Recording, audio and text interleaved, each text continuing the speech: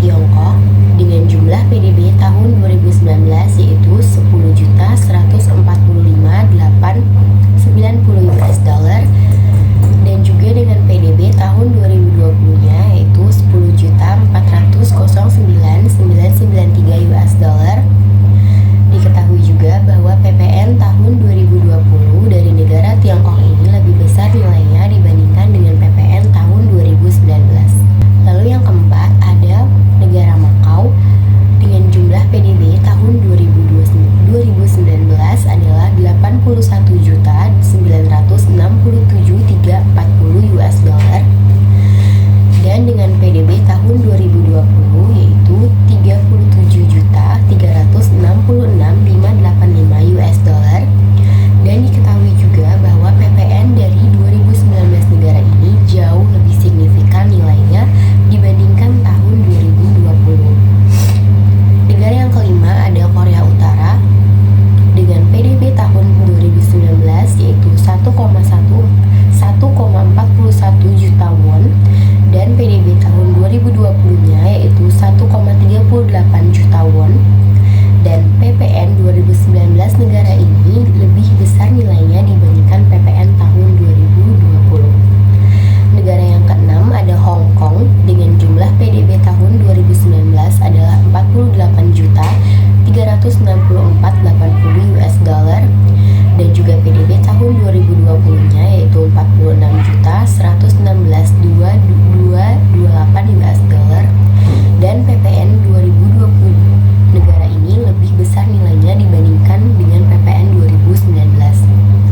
Lalu ada negara Korea Selatan dengan jumlah PDB tahun 2019 adalah 31.928 US dollar, dan juga PDB tahun 2020-nya senilai 31.727.100 US dollar, dan PPN tahun 2020 negara Korea Selatan lebih mengalami sedikit penurunan dibandingkan dengan PPN 2019.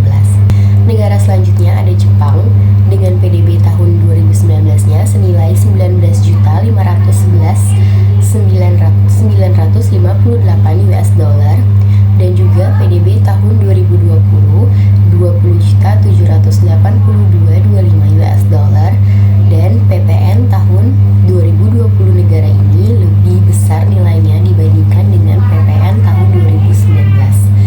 Negara selanjutnya ada Kepulauan Marshall dengan jumlah PDB tahun 2019 860 US dollar, dan PDB tahun 2020 yaitu 4.099 US dollar, dan PPN 2020 negara ini meningkat secara signifikan dibandingkan dengan PPN tahun 2019. Lalu untuk negara yang terakhir ada dari Mikronesia dengan jumlah PDB tahun 2019 adalah 2.950 US dollar, dan PDB tahun 2020-nya adalah 2.900 US dollar. Dengan demikian, PPN 2020 negara ini hanya meningkat kecil dari PPN tahun 2019. Lalu kita masuk ke soal dan juga jawaban. Untuk soalan pertama adalah sebutkan negara dengan PDB tertinggi dan juga terendah, serta jelaskan alasannya tersebut memperoleh PDB dari sektor mana saja.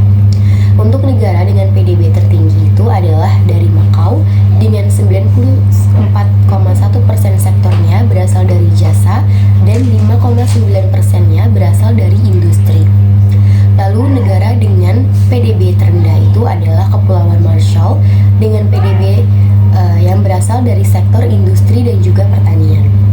Latihan soal yang kedua adalah bagaimana dampak perubahan PDB terhadap kegiatan ekonomi masyarakat.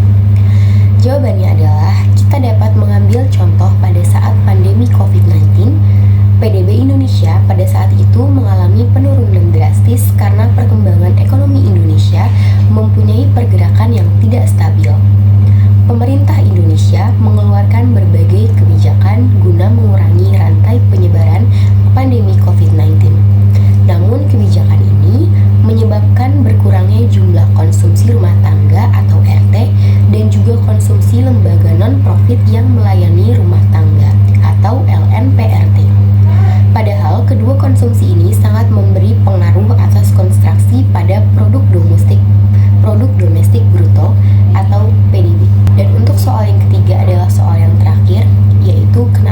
PDB tiap negara bisa berbeda? Jawabannya adalah karena tiap negara punya pendapatan dari jumlah masyarakat yang berbeda-beda juga. Dan kenapa PDB bisa mengalami perubahan? Jawabannya adalah karena tiap tahunnya negara punya perubahan jumlah penduduk sehingga bisa mempengaruhi perubahan dari PDB. Dan perekonomian setiap negara bisa mengalami kenaikan ataupun penurunan sesuai